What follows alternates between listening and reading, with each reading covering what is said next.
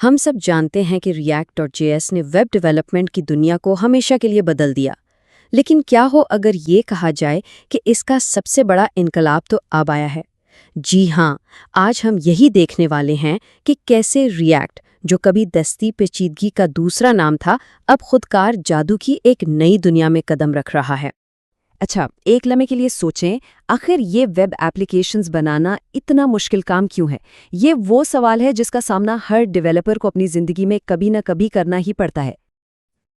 देखें, web development की सबसे बड़ी सरदर्दी एक ही है। जैसे ही बैकग्राउंड में डेटा बदले, स्क्रीन पर नज़र आने वाली चीज़ भी फ़ौरन बदल जानी चाहिए। फ़र्ज़ करें एक ऑनलाइन स्टोर है। जैसे ही कोई आखिरी आइटम खरीदे, बाय नाउ का बटन फ़ौरन आउट ऑफ स्टॉक में बदल जाना चाहिए। बस यही हामाहंगी, यानी डेटा और यूआई का सिंक में रहना, हर चीज़ को पेचीदा बना देता है। तो इस पेचीदगी से निपटने के लिए डेवलपर्स का सबसे पसंदीदा हथियार कौन सा है? रिएक्ट। और ये कोई छोटी बात नहीं है। स्टैक ओवरफ्लो सर्वे के मुताबिक दुनिया के 42% यानी तकरीबन आधे डेवलपर्स इसी पर भरोसा करते हैं। लेकिन रिएक्ट में ऐसी क्या खास बात थी कि वो इतना मकबूल हो गया? इसका हल सिर्फ टेक्नोलॉजी नहीं थी, बल्कि सोचने का एक बिल्कुल नया अंदाज था। रिएक्ट का बुनियादी आइडिया था डिक्लेरेटिव यूआई। इसका मतलब ये है कि डेवलपर रिएक्ट को ये नहीं बताता कि कोई काम कैसे करना है, बल्कि सिर्फ ये बताता कि फाइनल रिजल्ट क्या दिखना चाहिए। बिल्कुल वैसे ही जैसे आप रेस्टोरेंट में सिर्फ डिश का नाम बताते हैं, ये नहीं सिखाते कि उसे पकाना कैसे है। बस रिएक्ट को बताया, इस डेटा के लिए स्क्रीन ऐसी नजर आनी चाहिए, और बाकी सारा काम रिएक्ट खुद संभाल लेता है। लेकिन सवाल ये है कि ये तरीका इतना तेज कैसे था? इसके पीछे एक बहुत ही ज़बरदस्त टेक्नोलॉजी थी, वर्चुअल डॉम। और सच पूछें तो यही वो खुफिया जुज़ था जिसने रिएक्ट को बाकी सबसे बहुत आगे कर दिया। वर्चुअल डॉम के कमाल को समझने के लिए इसे ऐसे देखें।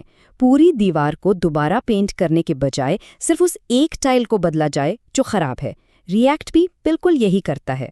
जब भी कोई डेटा बदलता है तो वो पहले मेमोरी में एक नक्शा बनाता है, उसे पुराने नक्शे से मिलाता है और फिर सिर्फ उन टाइल्स को बदलता है जिनकी ज़रूरत हो। इसी वजह से ये नाकाबिले यकीन हद तक तेज़ है। मगर कहानी यहाँ ख़त्म नहीं हुई। जैसे जैसे रिएक्ट पर बनने वाली एप्लीकेशंस बड़ी और पेचीदा होती गई, एक नया चैलेंज सामने आ गया। वो सादगी का खूबसूरत वादा कहीं धुंधला सा गया था, और डेवलपर्स ने खुद को इन मसाइल में घिरा हुआ पाया।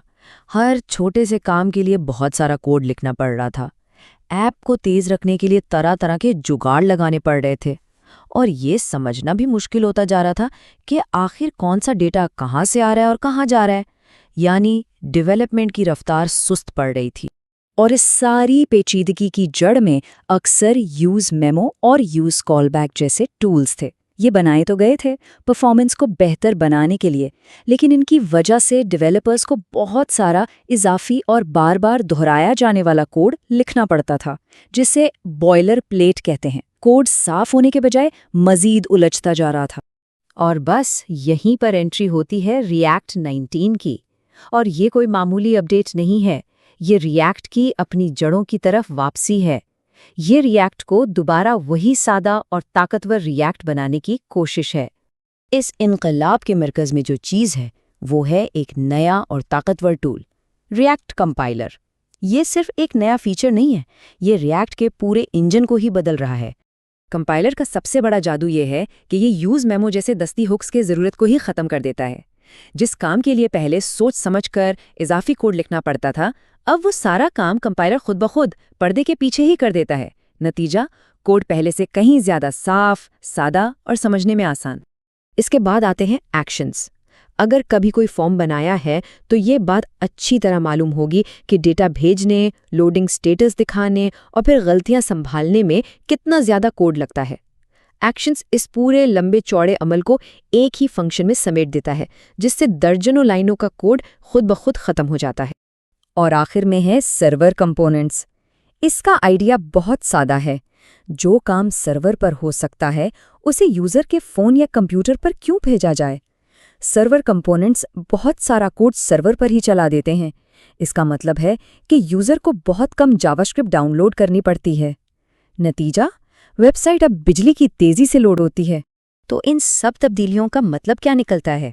सीधी सी बात है, रिएक्ट अब खुद ज़्यादा होशियार हो रहा है ताकि डेवलपर्स को कम मेहनत करनी पड़े। मुस्तकबिल खुद कार है यानी ऑटोमेटिक। रिएक्ट अब वो बोझ उठा रहा है जो पहले डेवलपर्स को उठाना पड़ता था। और इसका फ़ायदा हर किसी को है। डेवलपर्स के लिए कम और साफ सुथरा कोड, कंपनियों के लिए तेज़ रफ्तार डेवलपमेंट और सबसे अहम यूज़र्स के लिए एक तेज़ और बेहतर तजर्बा।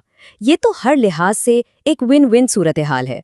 इस तब्दीली की अहमियत को इंडस्ट्री के बड़े बड़े माहिरीन भी मान रहे हैं। एक तज्ज़िया निगार ने कहा, रिएक्ट 19 सालों में सबसे अमली रिलीज़ है। ये एक सोचा समझा इर्तिका है जो डेवलपर्स के हकीकी मसाइल को हल करता है।